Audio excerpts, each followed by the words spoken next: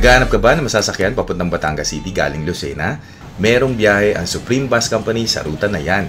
Tara, sama ka, alamin natin ang detalye ng biyahe ng Lucena, Batangas City. Hi, ako si Renz, kasama si Cristil ng Dito Ang Sakayan Channel. Welcome back. Kung bago ka lang, consider subscribing para updated ka sa mga biyahe going to and from Lucena. Sa previous video, trinay namin ni Cristil ang bagong P2P bus ng Jackliner papuntang Lucena galing Metro Manila. Bago bumalik ng Manila, nagtry muna kami ng isa pang biyahe. Nakisuyo kami na makasabay galing sa Daligan Port pabalik ng Lucena Grand Terminal. Akala ko kasi nasa Lucena Grand Terminal sa sakayan ng bus papuntang Batangas. Hindi nga pala. Salamat sa crew ng LLI na nasakyan namin na nagsabi na hindi sa Grand Terminal kung hindi sa Ilayang Iyam. Dahil papunta kami ng bayan, nagtanong kami sa jeepney terminal dito sa Lucena Grand. Nagsabi sa amin, sakay daw kami ng jeep pabayan. Baba daw kami sa Greenwich, tapos sakay ulit kami ng jeep na Iyam ang signboard. Minimum lang ang pamasahe papuntang Greenwich, 12 pesos. At dahil kita naman sa Google Maps ang Greenwich, kaya hindi kami lumagpas. Ito pala Greenwich. Ito yung sasabi na. Iyam ba yan? Hindi naman Iyam.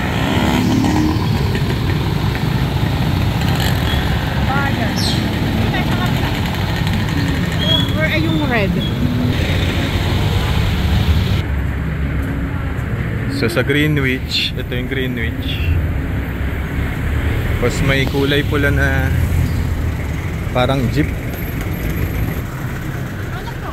Saan po yung sakayan papuntang City Line? Saan? Iyam. Iyam. Salamat po.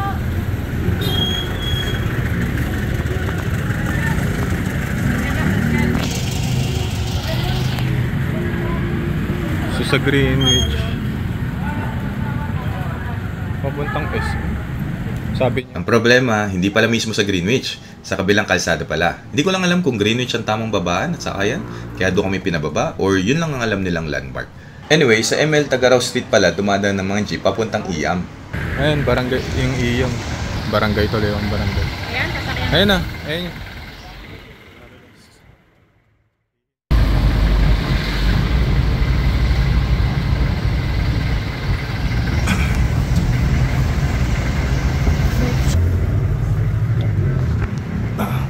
Minimum lang din naman pamasahe papuntang Supreme Bus Terminal. In total, 30 minutes din ang biyahe mula Lucena Grand Terminal papunta dito sa bus terminal ng Supreme.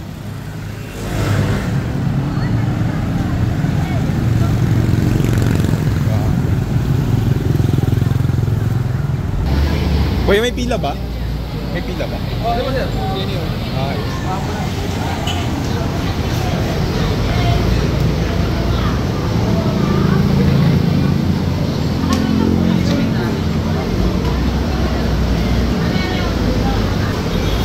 Kuya, saan ang dulo ng pila?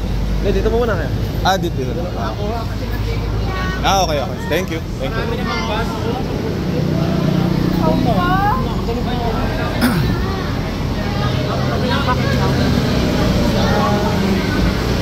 Sa mga nasakay ng Supreme Bus, marami na ba talagang pasahero ng gantong oras, 2:30 PM ng Sunday?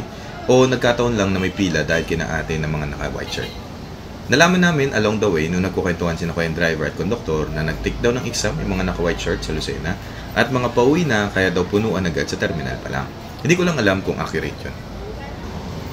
182 pesos ang pamasahe papuntang Batangas City. Sa terminal pa lang, magbabayad na agad at cash ang payment method. Yung mga sasakay along the way, syempre pwede magbayad sa bus. Sa lamesa, makikita rin ang schedule nila mula Lucena papuntang Batangas City.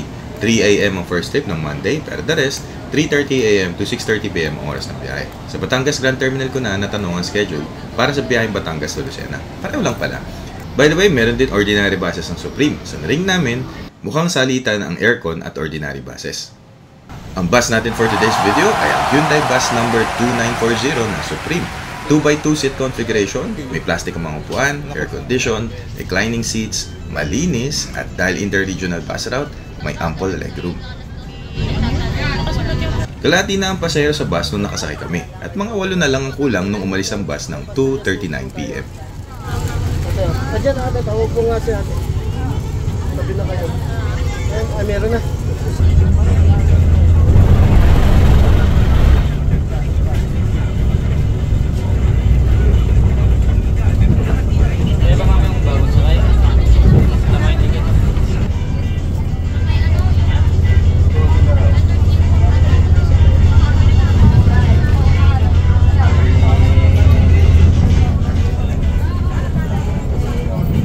Dumating kami sa bayan ng Sariaya ng mga 3 PM. Sa Sariaya pa lang, napuno na ang bus. Salamat. Nagagastos din sa doktor, wala din.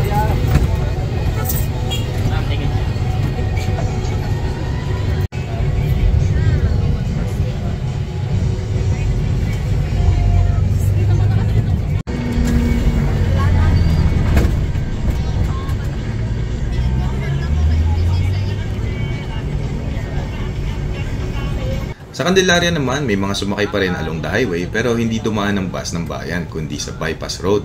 Ang pamasahe mula Lucena papuntang Candelaria ay 55 pesos.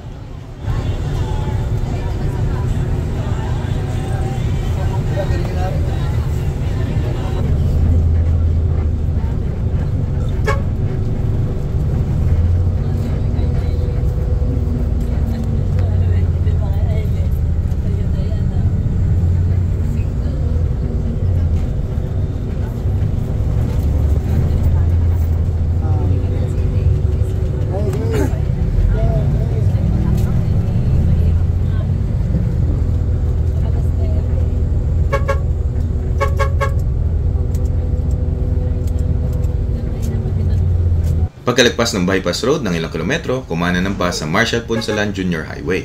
Ang pamasahe mula Lucena papuntang Talisay Chao ay 72 pesos.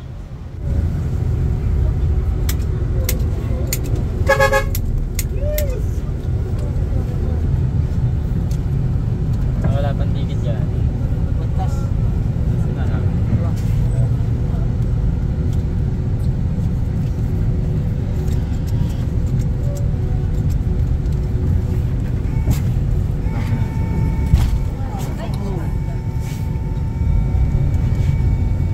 Dati sa Rosario San Juan Candelaria Road kumakaanan ng bus sa may bypass road. Kaso dahil sa hindi pa rin nagagawa ang Bandilan Bridge na nag-collapse noong October 2022, itong dinadaanan ng bus ngayon ang pansamantalang ruta. Di ko lang alam kung malaki ang nadagdag sa travel time pero maayos rin naman ang kalsada dito sa Punsalan Junior Highway.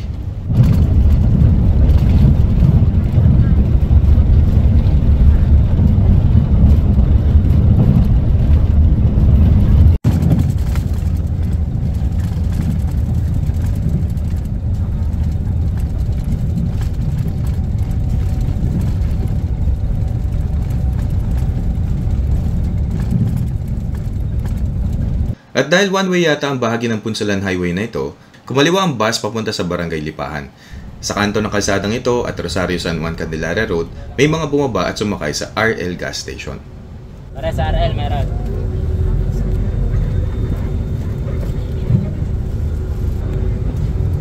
Ay, baba ka dyan, yung mga pagkahay, oh. Sige. Ma'am, sa akin yan. Ay, babae, oh. May bago.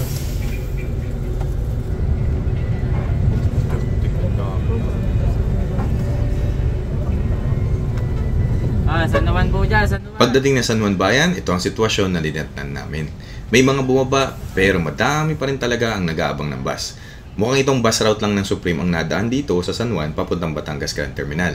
Nagtry naman ako mag-research pero wala akong makitang ruta ng jeep kaya siguro ganito karami ang naghihintay ng masasakyan.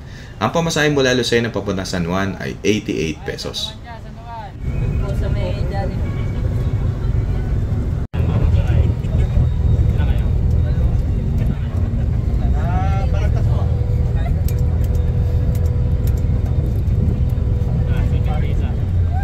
Wala pang ticket yan, ticket.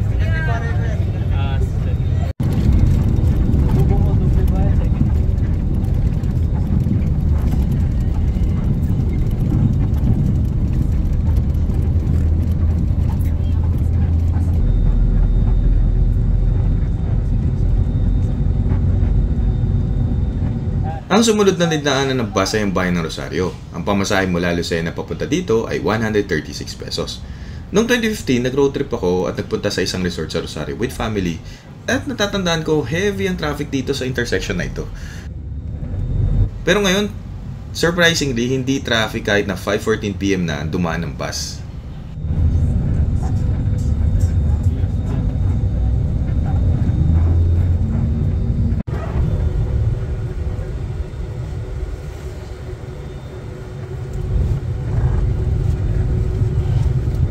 Ay, mababa po dyan ah. Ibaan, Batangas ang huling bayan na dinaanan ng bus bago ang Batangas City. Ang pamasahe mula Lucena papunta dito ay 170 pesos.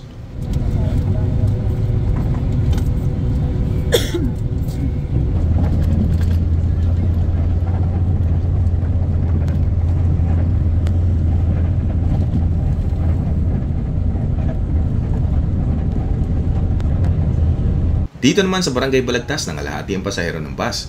So dito pala ang destination ng karamihan ng pasahero na sumakay sa Lucena at sa iba pang bayan. Ang pamasahe papunta dito ay 174 pesos.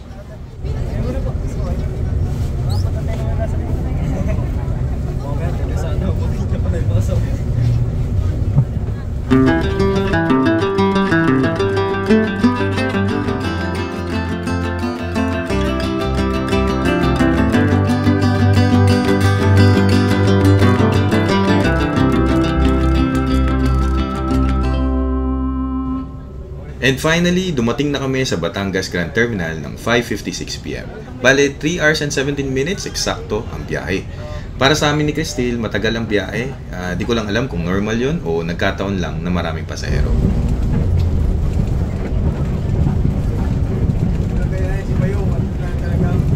And share ko lang, sa Batangas Grand, dito ang sakayan ng Supreme, biyaheng pa Lucena sa dulo ng terminal, left wing. Again, ang first trip ay 3 AM kapag Monday, 3:30 AM to 6:30 PM naman ang the rest of the week. Sana nakatulong ang video. Kung kinakailangan mong punta ng Batangas galing Lucena o vice versa, may biyahe ang Supreme. Mababait ang mga crew pati mga dispatcher at napakalinis ng bus. Thank you for watching!